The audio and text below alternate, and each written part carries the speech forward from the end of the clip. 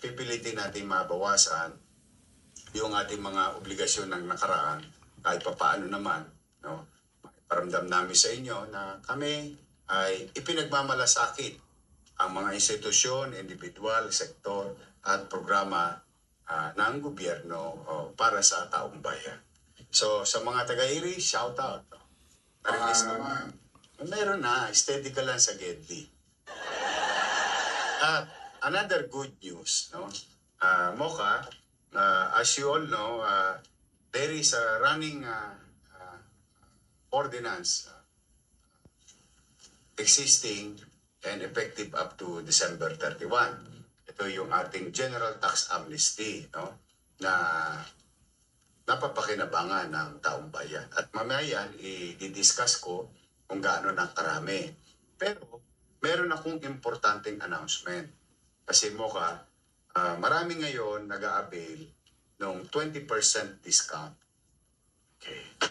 Now, with that 20% discount para sa pagbayad ng amilyar o what you call advance payment. At yan ay umiiral hanggang December 10.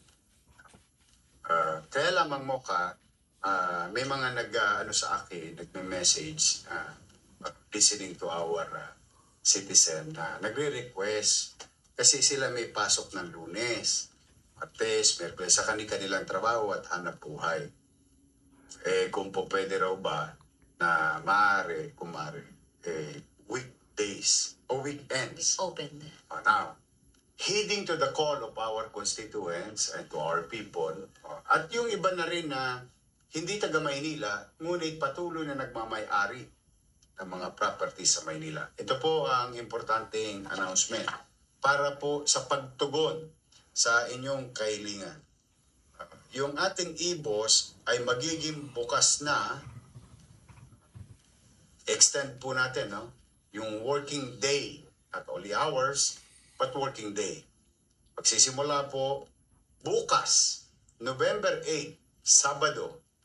Maraming salamat sa ating City Treasurer's Office, lahat ng mga ahensyang involved dito sa sakripisyong gagawin nila para naman mapatugunan natin yung kahilingan ng ating mga taxpayer.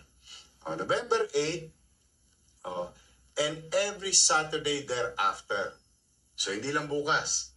So tuwing Sabado hanggang December 10. Para yan sa mga General Tax Amnesty dahil para kung yung libre lang oras sa Sabado ay matupad nila, magampanan nila yung kanilang obligasyon sa syudad at yung nag-a-avail ng 20% discount. No? Ay kaya pwede na po kayo magbayad Sabado pag-overtime po ang ating mga empleyado para po doon sa kahilingan ninyo. For you to avail up to December 10 ating discount para sa RPT o mas kilala ng ating mga amilyar. Laki po ng discount, your yes, 20%. Yes, in fact, after December 10, no, meron namang December 11 hanggang December 31, 15%. And so on and so forth with January. Kaya, antabayanan niyo po yan. Iyan po ay bilang pagtugon sa inyong kahilingan. Kung po pwede, makapagbukas kami ng Sabado. Itin ko, no? Our Electronic Business One-Stop Shop or EBOS. Ang Manila City Hall will be open during Saturday, starting tomorrow, and every Saturday thereafter until December 10 to accommodate our taxpayers who wanted to avail the 20% discount sa early payment at yung gusto rin magbayad ng luma nilang obligasyon at para ma-avail nila yung waiver of penalties and surcharges under the General Tax Amnesty that we issue since July 1 and it will be effective until December 31. Yan. Ayan po yung unang announcement na para sa ating mga taxpayer. No? Pangalawa, okay. Ito naman, very important announcement sa ating mga mag-aaral. Okay. As I have been informed, I was already informed by the Iglesia ni Cristo. May magaganap po, magsasagawa po sila ng peaceful rally on November 16, 17, at 18. So, 3 araw to, Mocha. No? Sa 2025 sa Luneta. Okay, ulitin ko po, no? Magsasagawa po ang ating mga kapatid sa iglesia sa pamumuno at gabay ang Kay Eduardo B. Manalo ng isang peaceful rally for transparency and peace. No? Ito po ay gaganapin sa November 16, 17, 18. Ayun. Yan po ay malawakang rally na magaganap sa Luneta. At dahil po dyan, tumapat po ang 17 at 18 na may eskwela. Eskwela eh. Now, ang inyong lingkod po ay minabuti na pirmahan ang isang direktiba na wala pong pasok ng November 17 at 18 with regard to face-to-face. Sabihin, may suspension po ng face-to-face classes. Ngunit, kayo po ay hinihikaya na mag-shift to alternative delivery mode. Ngayon, sino-sino to? Yung kakanselin nating klase. Elementary hanggang kolehiyo sa pampublikong paaralan. Elementary hanggang kolehiyo sa pribadong paaralan. All levels. Tipo natin November 17, 18, may suspension po ng face-to-face classes.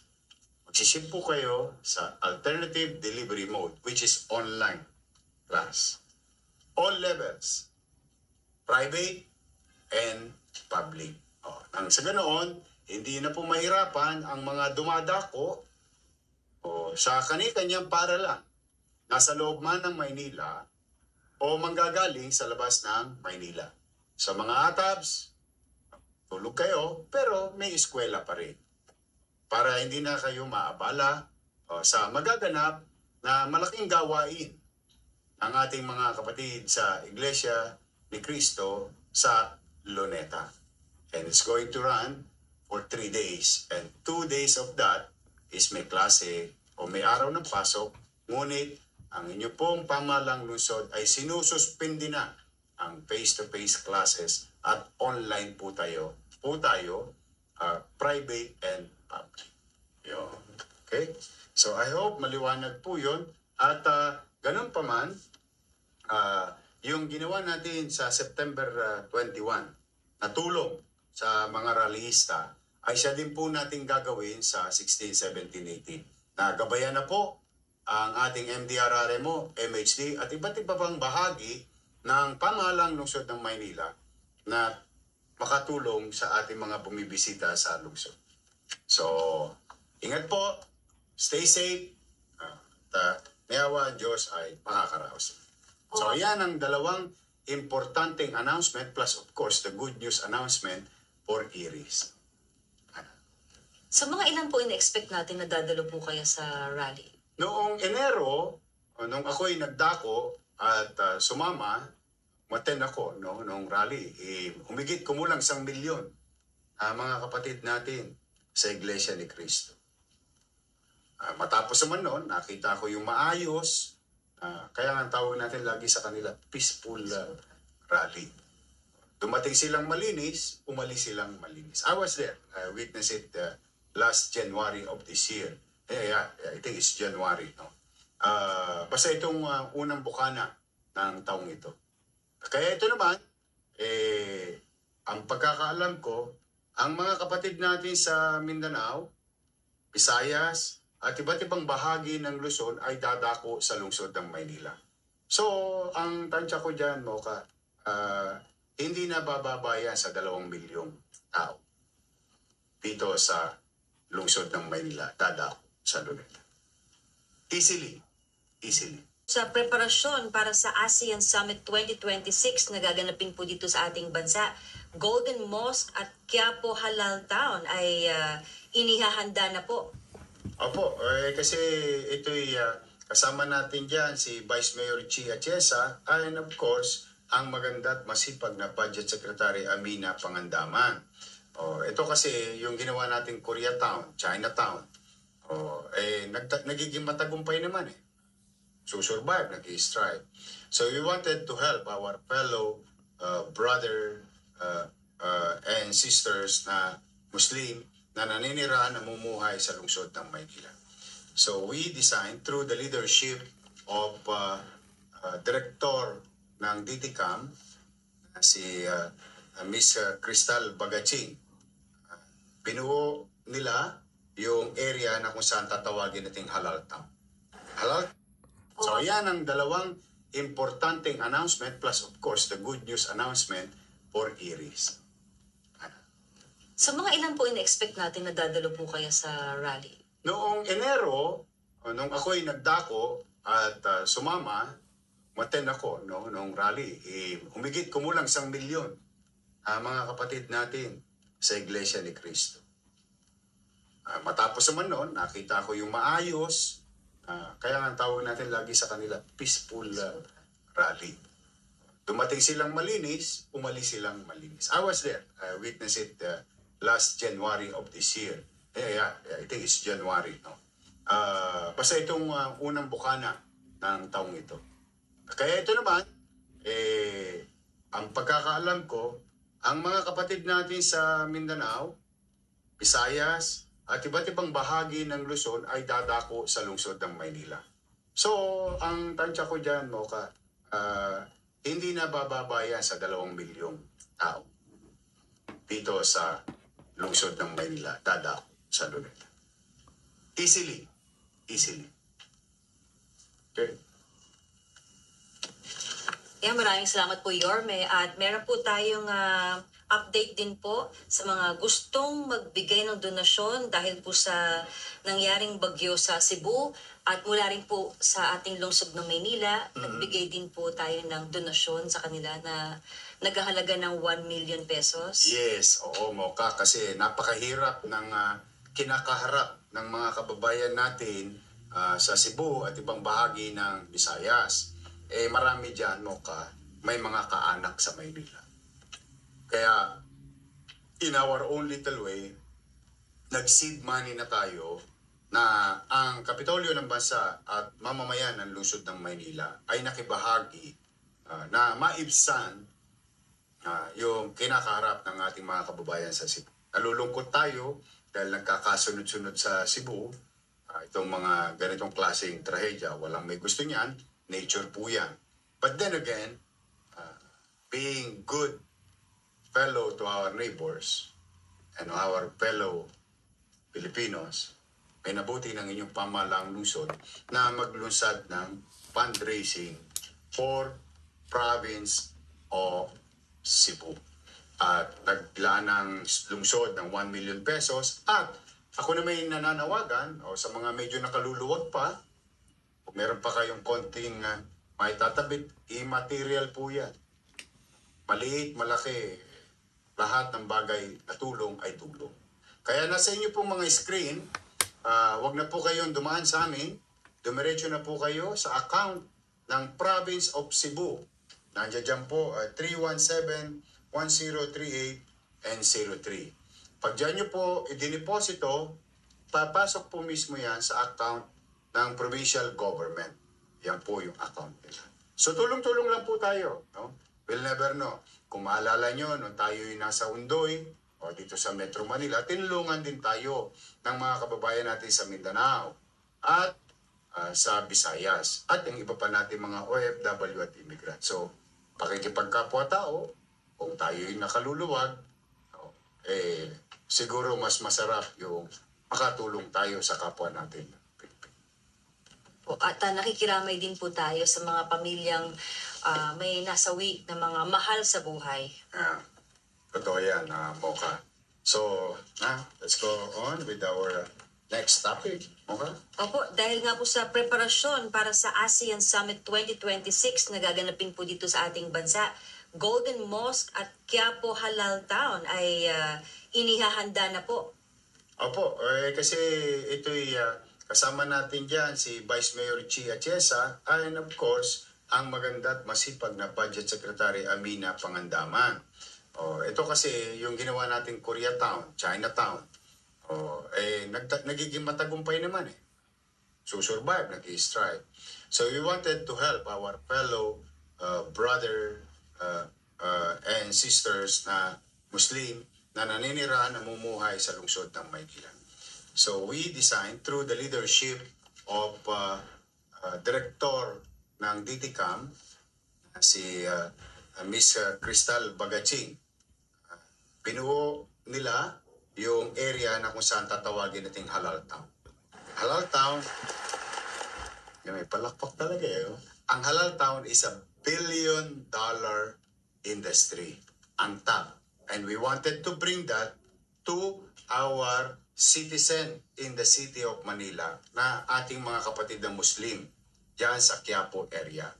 And we've shared the idea, the concept, the structure, and the design.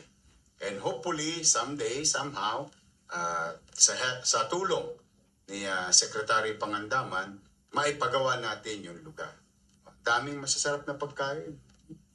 Tinira namin eh. Ito yung yung parang pita tapos may itlog pang agahan. Tapos yung isa naman yung yung manok. Anong tawag doon? Curry? Hindi. Chicken kebab? Biryani? Hindi, meron tawag doon. Paksil? Pastel? Pastel? Pastel. Pastel ba? Pastel. Pastel. Yung may kanin at saka. Ayan, ang sarap. Alam mo magkano yan? Yan yung tinitira ko na yan. Magkano po yan? 30 pesos. Wow. Pusod na. Kaya gusto ko malinis sila, maayos sila, maliwalas para puntahan ng mga turista. At bilang paghahanda na rin ng ating pamahalang lungsod, pagkagayak na rin at pakikiisa sa national government wherein the Philippines and Manila will host the 2026 ASEAN Summit. Tulong na natin sa national government. Maganda yung programa na yan. Sana nga madali natin. Ano na lang yan? Mga batang Maynila, pera na lang ako kulang dyan. Yung idea, yung dreams and aspiration, nandiyan dyan na i-share na natin kay Secretary Pangandaman. At Yorme, napirmahan nyo na nga po itong Executive Budget for Fiscal Year 2026 na malaking bahagi nito ay nakalaan sa social services. Yes.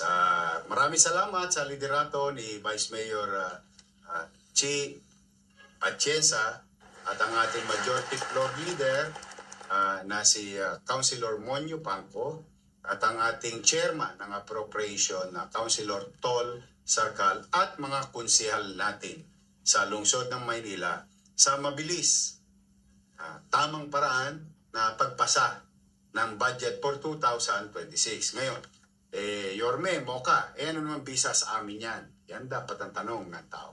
Tama yung sinabi mo kanina, Mocha, si Budget Officer Jet.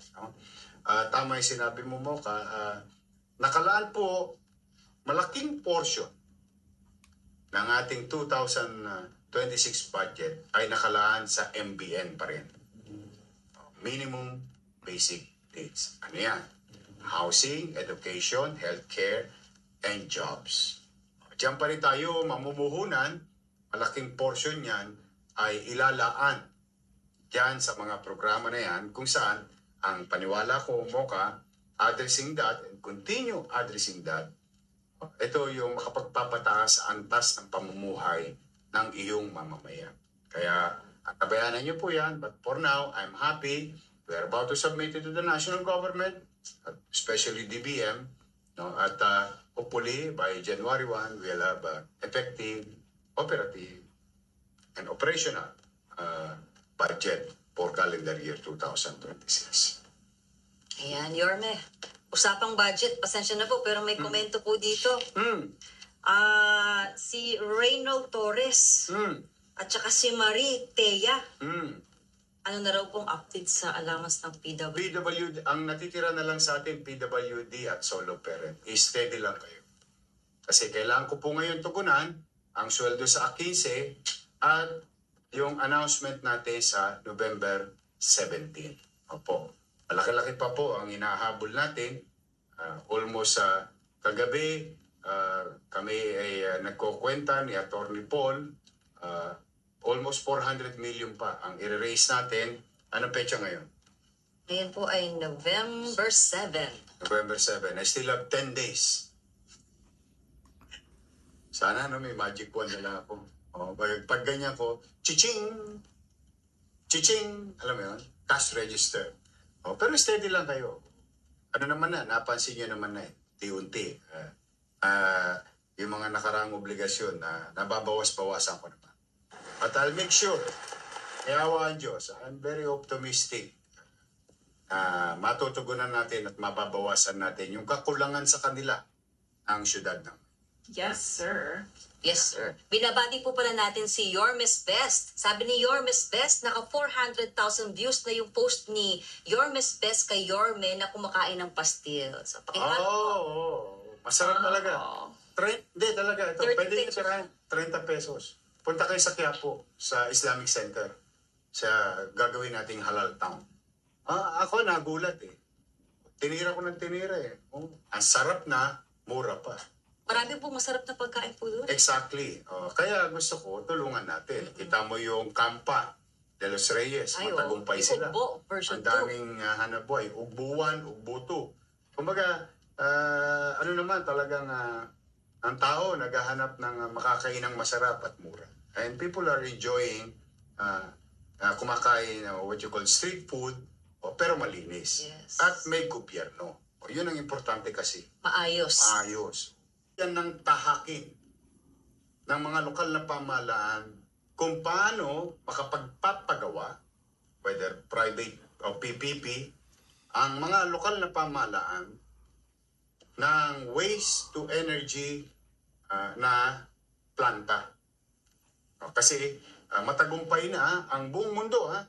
Hindi na lang to sa Japan, sa Singapore, buong mundo. Matagumpay na at napatunayan na mas ligtas at malinis in the long term and immediate effect. Kaya isa ako sa bumoto at 10 ay actually unanimous na boto, no? Ay ang WTE. So sa ating mga kababayan, yan na po ang future natin. I don't know, 5 years from now, maybe 10 years from now. Doesn't matter. What matter most today, at least, the DOE itself ay talagang doon na tumungo.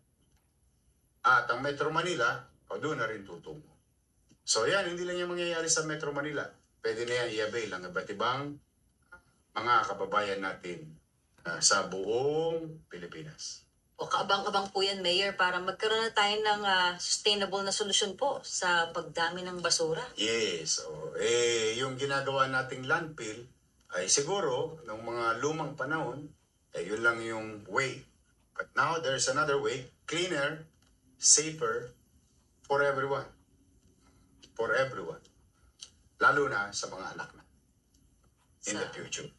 Kaabang-abang po yan. At ngayong araw po na ito, Yorme, isinagawa po ang 4th Quarter Manila City Disaster Risk Reduction and Management Council meeting sa Oval Room ng inyong opisina. Ito po ay pagpapatupad nitong Manila Citywide Simultaneous Earthquake Drill. Yes, inaayos natin kasi yan. Talagang hindi ako mapapakali dyan. Parang sinisilihan talaga ang puwit ko araw-araw. Mukha sa totoo lang. Sa pag-aalala ko, baka yan mangyari anytime. But then again, rest assured sa ating mga kababayan sa lungsod, tayo naman po'y handa at patuloy na naghahanda. Di ko lang alam at kayang igarantiya sa inyo, are we ready enough? Because there is a prevailing question is, kaano ba kalakas at sama ng epekto? But we are ready. we prepared and continue to prepare and aware. Kaya, ewan ko, meron ba dyan ba, pwede ba kayo mag-comment o mga viewers natin? Kung napapansin ninyo, may maingay na ambulansyang umiikot, atrasadong oras, minsan baga, manangali, minsan hapon, minsan gabi. Kasi we wanted to raise awareness that emergency may happen anytime. Maaari kang natutulog, maaari kang nasa trabaho, sa eskwela, o wala lang.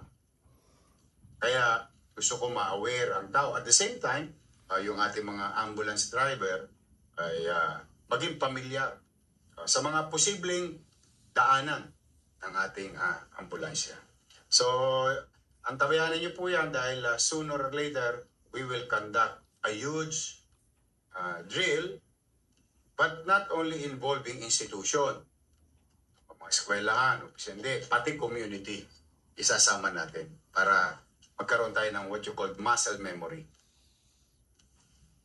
At Yorme, nung flag ceremony, inanunsyo po ninyo ang paglalagay ng mga AED or Automated External Defibrillator, isang makinarya para sa real-time na CPR feedback na maaaring makapagligtas ng buhay ng tao. Oo, Mocha, pinalagay ko yan sa eskwelahan, sa mga opisina, para na sa ganun, lalo na sa health center, it may save lives. Kasi ang maganda dyan, ano yan Mocha, dati kasi kailangan mag-practice ka ng gusto at kapisaduhin mo, no? Diyan kasi yung mga makinang ilalagay sa iyo, patches. Dahil siya ay may technology na, tuturuan ka na paano i-save yung buhay ng isang tao. Until mag-stabilize siya at madala sa ospital. Kasi yung golden window, napakalaga sa isang inatake sa puso.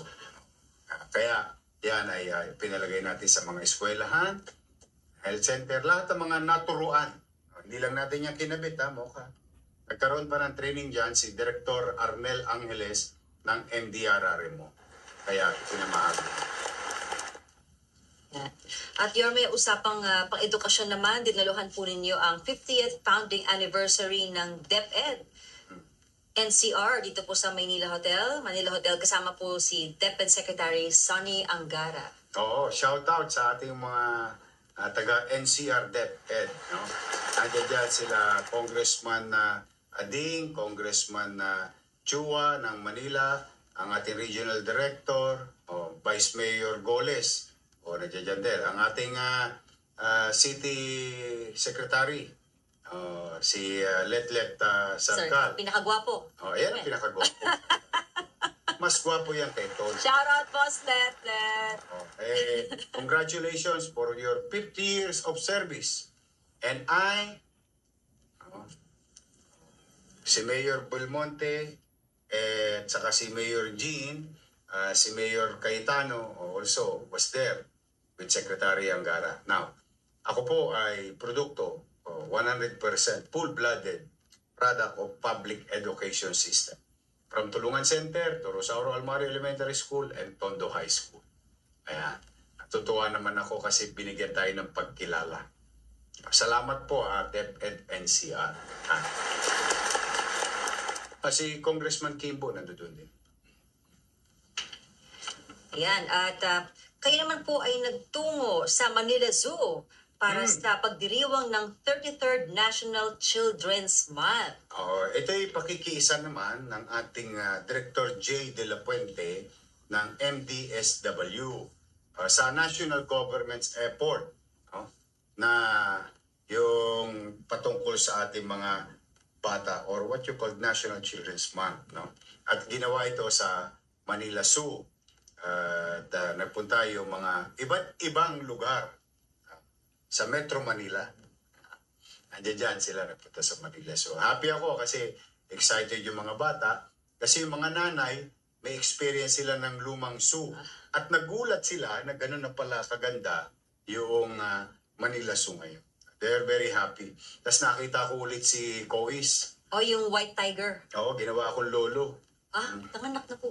Hindi, niyari yung isang tigre. Na orange. Testbone ngayon. Wow. Yung lion pala, tigre. Yung lion, testbone ngayon. Kaya itong si Kois, nyaka-nyanga dun. Pero laki. Dati baby lang yun eh. Nung first term ko, Boca ngayon. Diyos ko, mas malaki pa sa akin. Talagang Wow. gagawin ka ng hapunan. At thank you San Miguel Corporation also sa mga supporter natin sa Save the Children Organization. Yorme, kung sakaling nanganak na po yung yung anak ni Kois, ano ipapangalan niyo sa apo niyo? Hindi ko alam sa kanya. Tatanungin natin si Kois. Mga itsura, no? White and brown. Si Kois po ba, di ba tiger? White Siberian Tiger. Oh, tapos brown. Yung nadali niya, yung layo na brown. Yun. Oo. Nakaabang-abang po yan. Nakita ko Tulis din eh. Naku, ito maganda, Mocha. Sunod-sunod Sunod-sunod ang ngayon, ang pagbubukas ng negosyo. Nagbukas yung peri-peri at saka Shakey's doon sa bandang Dimasalang area. Tapos nagbukas din. Reopening naman, yung dalawa, new. Yung isa naman reopening, Jollibee. Ito yung Shakey's. Alam mo dyan, nag-hire sila ng mga senior citizens sa PW. Shout out sa Peri Peri at Shakey's. Thank you very much. Ayan, yung ating mga senior. Ang dami nila ha. Pati yung ating mga PWD. Wow. Tapos excited din ako. Ang dami ring trabaho na naibigay dyan. Sobrang dami. Nagulat ako. Mocha. I'm happy for the people of Manila. Tapos nung kahapon, nag-reopen naman yung newly renovated Jollibee Tayuman. Napakarami rin naman trabaho. Excited ako pag nagbubukas yung mga negosyong ganito na bumabalik ang tiwala sa lungsod ng Maynila at nakapagbibigay tayo ng hanap buhay at trabaho sa ating mga taga-lungsod ng Maynila. Pakita mo nga yung Jollibee. Tinira ko yung Chicken Joy kahapon. Ang laki nga po, nakita ko. Laki ng bucket ng Chicken Joy. Dalawa. 2 Jones. Congratulations, Di Guzman. Yan Wow. Jollibee. Sana all. Ayan, yan ang pamilya Di Guzman o Di Guzman Group of Companies. Congratulations sa inyo. Tuloy-tuloy lang. Malalaking negosyo yan. Bumabalik sa lungsod. Si Vice Mayor Chi, pumunta kami sa kitchen Wow. Ang sarap Masarap talaga yung manok ng Jollibee. Paborito ko. Huwag kang magalala. Masarap din yung manok ng peri-peri. Yes. Oo. Kahapon lang, tinira namin ni Sir Ledlet mo, yung isang gabi, yung peri-peri chicken. Masarap pa. Daming Nagulat mga ako. barbecue sauce. Mula po Jollibee, ito naman po yung McDonald's Philippines first store marker sa Moraita. Ito'y bilang pasasalamat at pagkilala na yung 800 plus na McDonald's sa buong Pilipinas, nagsimula yan sa Moraita. Nagkita kami ni George Yang and congratulated him. At saka si Kenneth Yang, yung anak niya, yung nagkaroon tayo ng marker doon sa the first store in the Philippines. Ang McDonald's Moraita. Maraming dyan, mag-shoutout ka dyan Maraming dyan na makaka-relate na tumira ng McDo sa Moraita. Congratulations, McDonald families, to Mr. Yang. Thank you for opening many stores again. Kasi noong first term natin, dami nilang binuksan. Ngayon, nag-promise naman sila ulit, pagbubukas sila ulit ng marami pang stores sa Maynila. And I'm happy there will be new jobs for our people. At sana dumami po kayo at kayo Mabasahin sana ulan. ulan. Ayan yung may-ari ng branch. Right. Naku, Yorme, 48 days na lamang po at Pasko na. Iyan ang aking pinaghahandaan 10 days from now. Yun yung sinasabi ko mo kanina. Yun na nga. Maraming nanonood ngayon, nag-aalbang yan.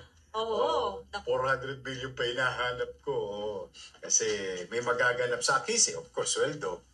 May magaganap din sa 17. Naku, hindi na kami mapagkatulog ni Paul. But anyway, God will provide. But for now, I'm happy na nagkasunod-sunod na yung diwa ng Pasko or the Christmas vibes is everywhere in the city. Una, nagbukas tayo sa Robinson. Tapos sumunod, Manila Hotel. Ng Christmas light. Tapos sumunod, Sheraton Hotel. Tas Diamond Hotel. Sunod-sunod. Excited ako. Unti-unti nararamdaman na kahit tayo medyo may mga suliranin sa buhay, tuloy ang Pasko. At ang diwa ng Pasko ay pagmamahalan at pagbibigayan. Ngayon, iparamdam natin yan sa mga taga-Cebu. Sa panawagan natin kanina. So, but anyway, we're excited to open the lights of the North Star, or the symbol of Christmas, the symbol of love, giving, and understanding. Ang ganda, no? Manila Hotel. Yes, po. Champion na pala ang Manila Hotel. Ayan po, Yorme, sa pagpapatuloy po natin, ito na po ang kaabang-abang na infomercial mula po kay Councilor Lou Veloso.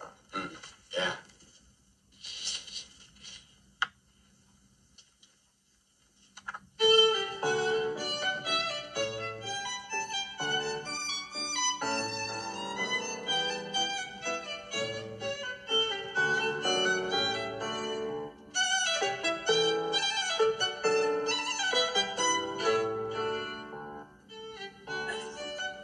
Oye, ikaw na bahala dyan.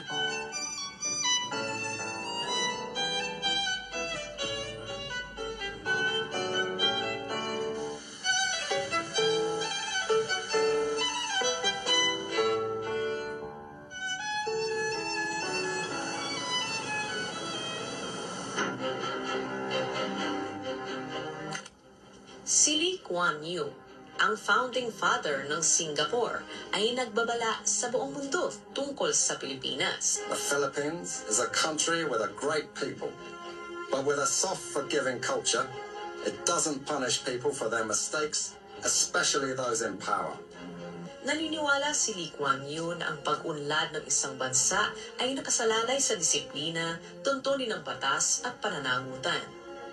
Hinangaan niya ang katatagan at talento ng mga Pilipino at pinuri ang kanilang kakayahang umangkop at magtagumpay. Nakita niya na ang mga Pilipinong nag-migrate sa ibang bansa ay madalas na umunlad sa ilalim ng mas organisadong sistema.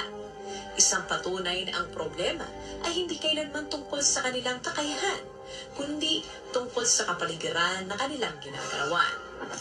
Sa madaling salita, may nakita siyang flow o kahinaan sa pamahala at kultura ng bansa. Ang korupsyon, kawalan ng kahusayan at ang pagpapahintulot sa maling gawain ay talamak sa Pilipinas. Napansin niya kung paano ginagamit ng matataas na opisyal ang mga pondo ng bayan sa maling paraan, ngunit hindi naman napaparusahan. Napansin din niya na ang mga politiko na inakusahan ng graft at plunder ay hindi lamang nakakaiwas sa parusa, kundi madalas pang tanggaping pabalik sa opisina ng mismong mga taong ninakawan nila. Ang justice system ng bansa, ayon sa kanya, ay masyadong mabagal ang pag-usap. Ang mga kaso ay tumatagal ng maraming taon, minsan ay umaabot pa ng dekada, na nagpapahintulot sa mga may kapangyarihan at kayamanan na manipulahin ang sistema pabor sa kanila. Ang mga malalaking iskandalo ng korupsyon ay nagdudulot ng galit sa publiko. Ngunit pagkaraan ng ilang sandali, maglalaho ang ingay at babalik ang lahat sa normal hanggang sa sumiklab ang panibagong iskandalo. Talamak ang korupsyon kung saan milyon-milyon ang kinupit ng mga namumuno. Bumagsak ang halaga ng piso at ang potensyal ng ekonomiya ng bansa ay nasayang. Nakita ni Lee Kuan Yew ang lahat ng ito at paulit-ulit na binigyang diin na taglay ng Pilipinas ang lahat ng mapagkukunan at talentong kinakailangan upang magtagumpay. Ngunit kulang ito sa matatag na pamamahala, disiplina at pananagutan. Ngayon, naharap ang Pilipinas sa marami sa mga parehong hamon na humadlang sa pag-unlad nito ilang dekada na ang nakalilipas. Ang korupsyon, kaguluhan sa politika at mahinang pamamahala. Habang ang mga karatig bansa nito sa Timog Silangang Asya ay patuloy na sumusulong, ang bansa ay nananatiling nakatigil sa isang cycle ng economic stagnation na nagpapatunay na ang pamumuno at pamamahala ay maaaring gumawa o sumira sa kinabukasan ng isang bansa. Ngayon, oras na para marinig ang boses mo, katropa. Ikaw, naniniwala ka ba na makakamit ng Pilipinas ang pagbabagong inaasam nito tulad ng Singapore? Yun pala ang sikreto para umunlad ang bansa. Disiplina at tamang pamamahala at pagsunod sa batas. Sana gawin natin yun. Boyet! Yung bata to, kanino pa inuutusan?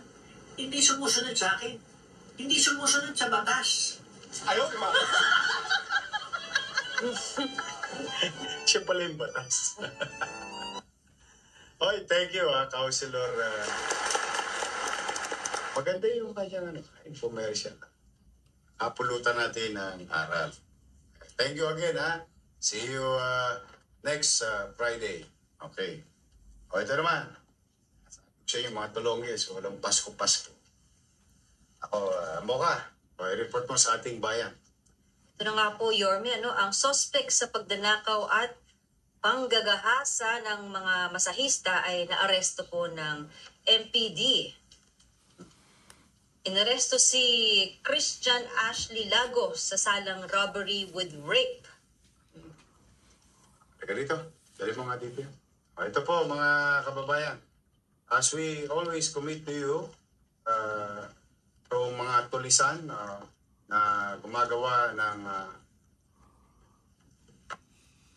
hindi maganda sa kapwa, sa hanap buhay, sa ating komunidad. And reassuring and continue to assure our people na we will try to do our best through the leadership of General Abade and 10 ng ating mga kasamahan sa Manila Police District. Ito pong isang tulongges, whether gawin nila sa Maynila o magtago sila sa Maynila, it's just a matter of time as we committed. Bulin namin kayo, sama kayo magtago ng lelang yung panot.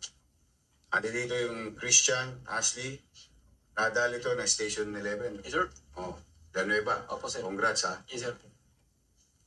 Baba mo ngayon yun. Na pista na. Opo, sir. Walang piyansa. Topic, sir. Kasi rape ito. Yes, sir. Tsaka, sir, may pa siya, sir, na 2 warrant pa, sir. Ayun. Ano pala to? Recidivist. To the victim, I hope your city government and your Manila Police District, in our own little way, gave you justice today. At manatag kayo. Pananagot yung mga yan. Maaaring tinatawan-tawanan tayo niyan. Pamisa-misang pagka sila'y nakatatakas o nalalagpasan ang mga alagad ng batas. Pero again, sabi ko nga sa inyo, it's always a question of time.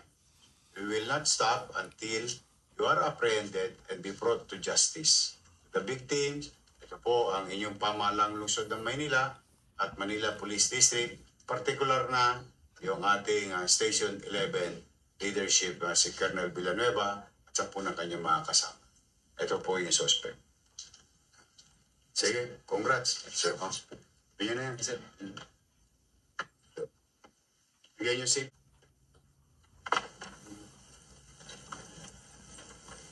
Safeguard para mabugas ng kamay. Akala ko na yung safety. Yung ka talaga kung ano-ano naiisip nyo. Masyado kayong malisyoso.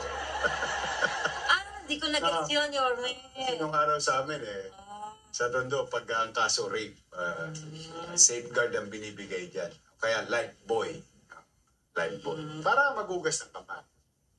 Kasi kailangan laging malinis ang Ingat lang baka mahulog yung sabon.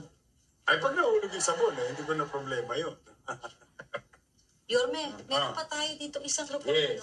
Yung suspect sa pagpatay sa isang babae sa motel sa Santa Mesa. Yes. Nahuli na po ng ating Manila Police District ang 2 suspect na sina Michael John Moyrong at Jackie Pasok yun. Lintong sa pagpatay sa isang babae sa isang hotel sa Santa Mesa, Maynila. Hindi po ito ang unang beses na kanilang ginawa ito sapagkat mayroon na rin silang robbery with frustrated homicide na kaso noong July 16, 2025. Halika na, pasok mo rito. Jacqueline, babae.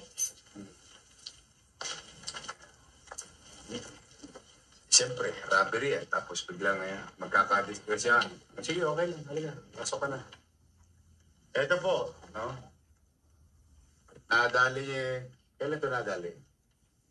30 po, sir. 30. Oh.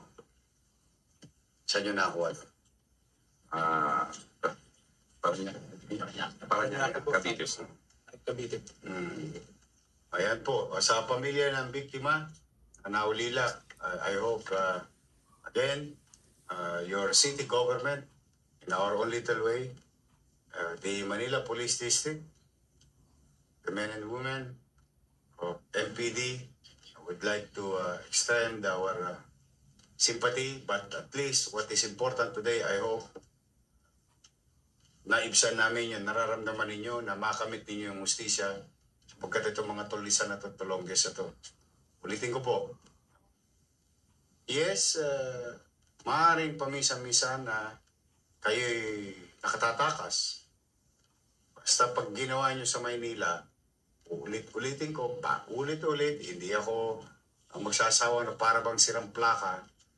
Ito nyo ginawa, sinabi ko sa inyo, kung makakapunta kayo ng Mars, good for you.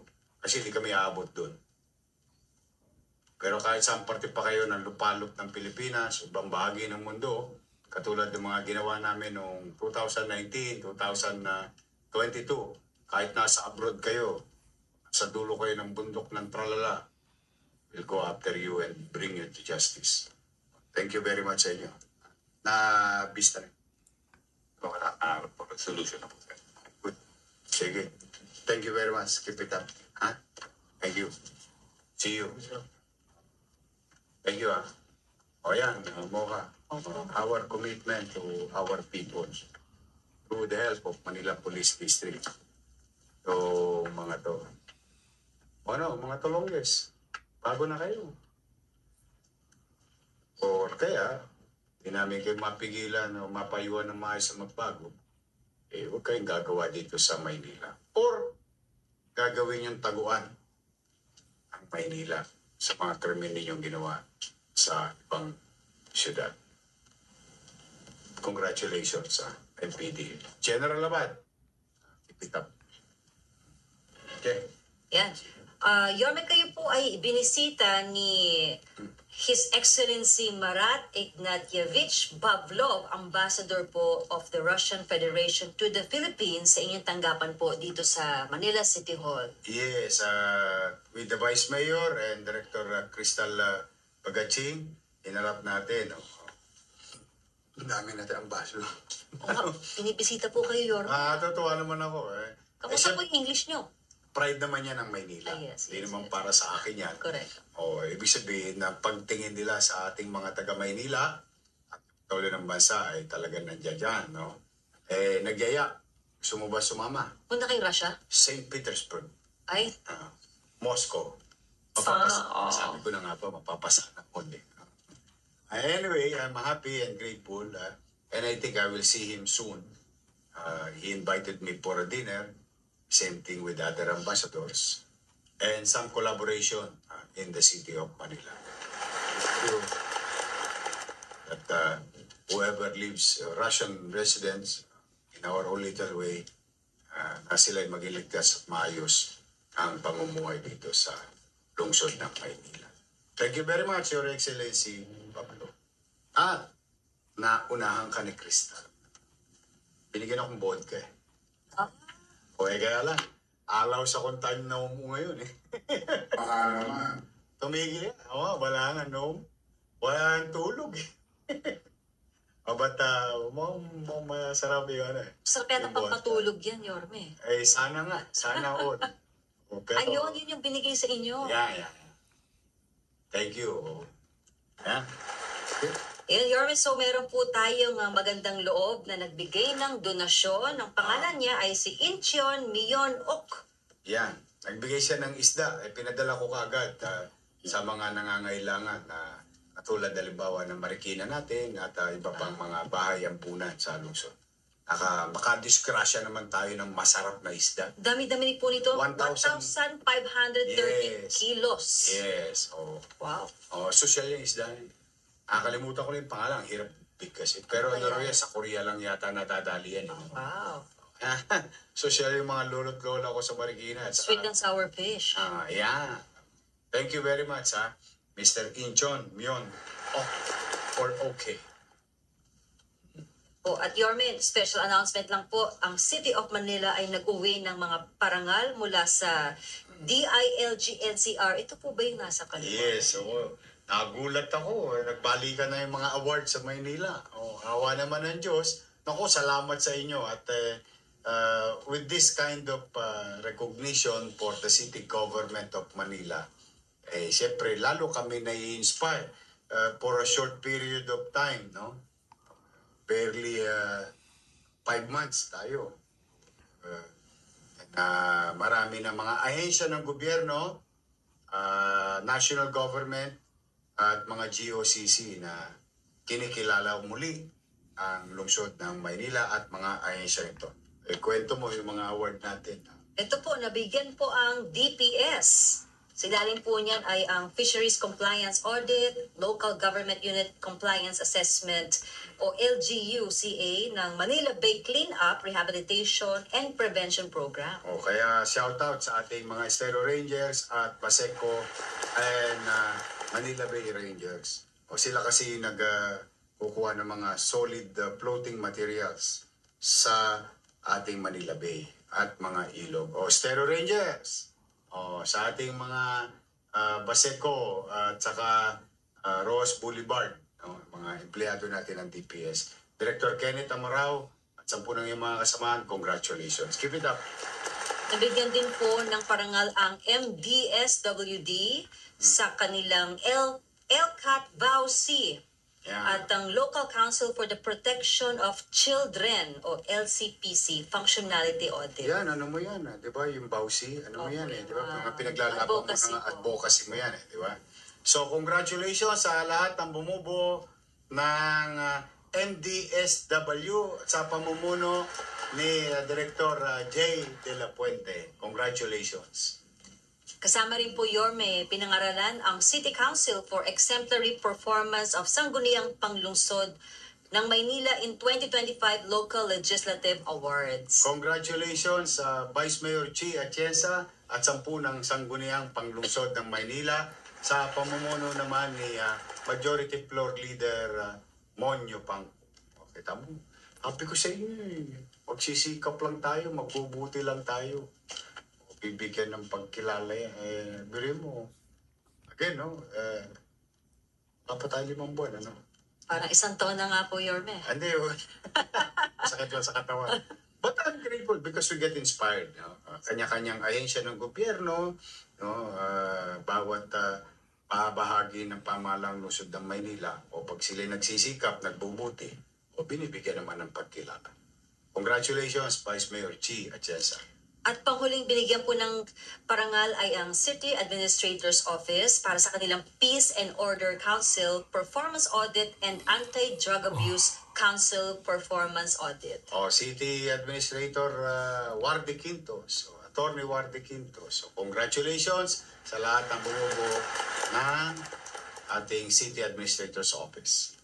Ayun, tuloy-tuloy po, Yorme, ang parangal. Mula naman po ito sa PhilHealth Awards. Pinangaralan po tayo ng PhilHealth UHC Champion in Governance para sa exemplary contributions to the effective and efficient implementation of the National Health Insurance Program and Universal Healthcare for all Filipinos. Sa buong Pilipinas yan. Wow, tayo po ang Eh, pinangaralan. kasi noong pag-upo natin, minabuti natin, ewan ko, maraming, maybe mga nanonood dyan, nadapuan ng ating BHW at PNW, na kung saan binaligtad natin, no? Yung gobyerno mismo, ibinabana natin mismo sa mga kumukomunidad, kanilang bahay. Dahil dyan, ikinilala ito ng PhilHealth. Kaya, congratulations, Manila Health Department Director Grace Padilla at 10 ng ating mga kasamahan sa medical and non-medical ng Manila Health Department at ng ating mga direktor ng ospital. Yan. Ito, nagbunga na. Biri mo, 4 na buwan lang. Nagka-problema pa tayo nung October dahil na-hostage tayo.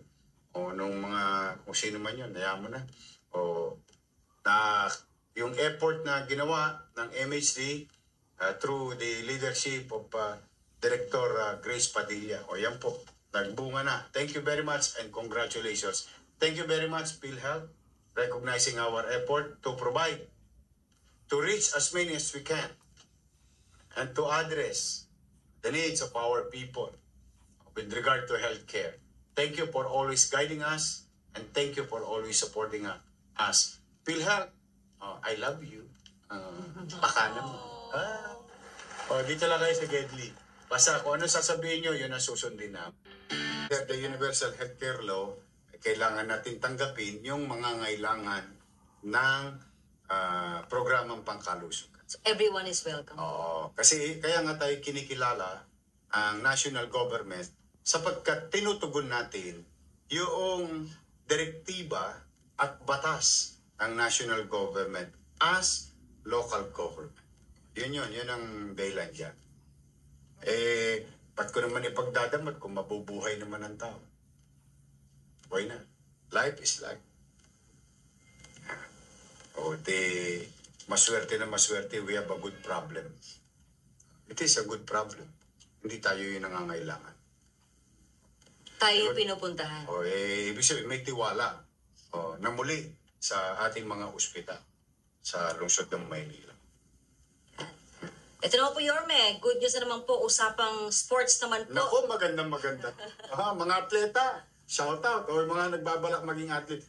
Kwento mo ka. Ito, maganda po ito. Mga kauban. Congratulations po, Team Manila. From 84th place Last year, ang nanalong gold ay, ang nakuha ang gold last year, isa lang.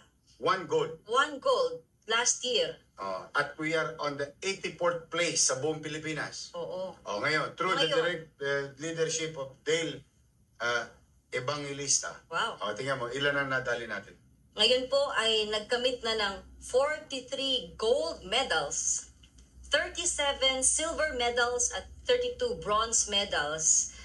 At tayo po ay pang-5 sa Batang Pinoy 2025. Sa loob ng 4 na buwan o higit kumulang 5 buwan, nagkaroon ng produkto ang ating sports department through the leadership of Director Dale Evangelista from 84th place to 5th place na. Kakaunti pala ang nagastos natin doon kasi talagang tukod na tukod tayo. From 1 gold to 43. That's a 4,300%. Congratulations sa mga nanay, tatay, coaches, athlete o atletang Manileño na sumali sa Batang Pinoy 2025 na ginawa sa General Santos. Patang Maynila talaga. Kaya konting tulak lang yan eh. Muli natin na ipakita yung kagalingan at laging pinapantayan at iniidolo ang lungsod ng Maynila. Pagamat tayo pang-5. Tipid na tipid pa tayo niyan. Biri mo, pang-5, galing ka naman sa 84 noong nakaraang taon. At isang gold lang yun. Ngayon 43. Wow. Sa lahat ng bata, congratulations. Lahat na nagkamit ng medal, congratulations. I will see you soon. May may pa-chicken joy kayo, Yorme. Laman na this. Steady lang kayo dyan sa Gedli. Sa mga magulang, I'm proud of you. Sa mga coach, congratulations sa inyo. At syempre sa mga batang sumali sa Batang Pinoy 2025. We are proud of you. Congratulations. Proud ako sa inyo. Yan, sabi nga po ni Grace Nohara Carpio, congratulations po. At sinabi rin ni LC Rogan, congratulations, Director Dale Pardo Evangelista. Basta tulong-tulong tayo talaga. If we come together, we can make Manila great again. Amen. Yes, Diyos. sir. Ayan. Kuya May, bago po tayo magpaalam, yung inyo pong mahalagang paalala po para sa Barangay Weekly Clean Up and Vlogging. Kita ninyo mga chairman, o mga kagawad, secretary, treasurer. Tingnan po ninyo, ha? Kayo na po mismo personal na mag-assess sa pangungulit ko na tulungan nyo kami at gampanan nyo rin ang inyong tungkulin sa inyong komunidad. Nalinisin natin yung ating mga imbornal, yung mga basura. At ako naman, kayo, tuwing Sabado, kami naman araw-araw. O tingnan nyo po, binigyan tayo ng award ng paglilinis ng ating mga bahagi ng tubig. Lalo na, partikular, dyan sa Manila Bay. Ibig sabihin, mukhang may pinupuntahan at may tutunguhang maganda yung ating pagkakaisa na linisin ang ating mga imbornal, mga bara-bara, linisin ang ating kapaligiran. Ayan po, kinikilala na po tayo muli. Hindi naman nun makakamit yan ng lusot without your help. Kaya ngayon, ay muli akong nananawagan. Tayo maganda sa Big One, pero hanggat maaari, tuwing Sabado, gawin nating habit. Clean up day. Based sa first week of July executive order natin na linisin natin ang ating barangay na nasasakupan. Wala na mawawala, nandiyan rin naman kayo pagkagising ninyo. Paano ba naman kumuha tayo ng dustpan, sako, walis, o konting pangkalkal, pangsundot, o pagka lumuwag yan, pagka nag-ulan, kahit papano, may mapupuntahan ng tubig. At yung basura hindi pa kalat-kalat. So muli, congratulations sa mga barangay chairman, 896 barangays sa lungsod ng Maynila. Tomorrow is Saturday Cleanup Day. Yan, dyan na po nagtatapos ang ating programa, ang Yormes Hour every Friday po. Yes, at sa mga bago pa lamang nakapanood sa atin, no? Panoorin niyo po yung unang bahagi ng programang ito na i-upload naman after the live. Particular sa eskwela, sa 17-18, particular sa Amilyar, yung mga announcement natin yan. At syempre, shout out sa mga batang iris. Steady lang kayo sa Gedi, 2 joints. So sabi ko sa inyo, good things come to those who wait. Sa mga PWD, solo parent, steady lang kayo. Steady lang kasi may nahabol lang ako na 15 at 17 ngayong buwan na to. Nagko-cross finger na ako dahil talagang yung ko umaabot na dito na sa nervyos. But anyway, yan ay para sa kapakanan ng ating mga empleyado. God will provide. So muli, Mocha, happy weekend sa ating mga nanay at tatay, mga batang Maynila at mga kababayan natin sa lungsod. Ako, happy weekend po sa inyo at sana nasaan man kayo ngayon, kayo patuloy na gabayan ang Panginoon Diyos na laging ligtas at malusog. At pati ang ating syudad at bansa na maging mapayapa. So muli, maraming salamat po sa inyo at pasensya na kayo, uulitin ko po ito at paulit-ulit ko po itong sasabihin. Mocha Inay at 10 ng aming mga kasamahan sa lungsod ng Maynila, sa pamahalaang lungsod, ay pipilitin po namin magbuti, maging masino, na kayo'y mapaglingkuran. Ngunit hindi po namin ito kakayanin kung hindi po namin kayo kasama. Kaya we need to be together, come together, so that together we can make Manila great again.